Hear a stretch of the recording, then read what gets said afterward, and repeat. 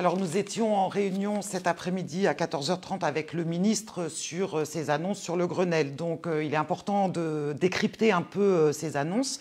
Et je pense notamment à la somme, comment va être fléchée en fait les fameux 700 millions qui vont servir à la revalorisation salariale. En réalité, 200 millions vont être fléchés sur la protection sociale complémentaire, ce qui reviendra à peu près à 14 € de plus pour les enseignants sur le bulletin de paye de fin d'année.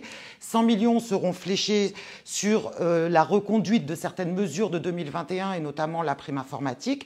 Donc la nouveauté, c'est 400 millions d'euros.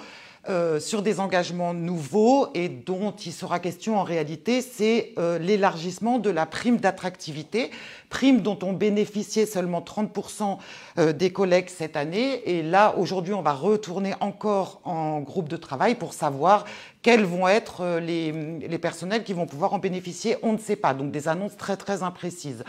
Par contre, ce dont on est sûr, c'est que la loi de programmation pluriannuelle, elle est complètement enterrée. C'est qu'il n'y aura pas de dégel de la valeur du point d'indice. Donc on va être très très loin en réalité d'une revalorisation historique des salaires des enseignants. Et à ce rythme-là, on va attendre encore très longtemps pour être dans le peloton de tête des profs de l'OCDE. D'autres mesures, évidemment, sont extrêmement inquiétantes. Quand le ministre évoque la modernisation de l'éducation nationale, quand il évoque une révolution historique des ressources humaines, là, on est très inquiet.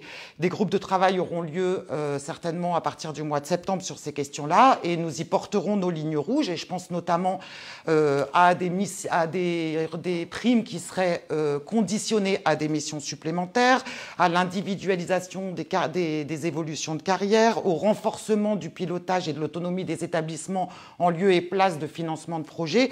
Et évidemment, je pense que tout le monde a entendu que le remplacement des professeurs absents pourrait se faire par le biais du distanciel, ce qui n'est aucunement acceptable pour nous au SNUEP-FSU et nous le dirons lors de ces groupes de travail.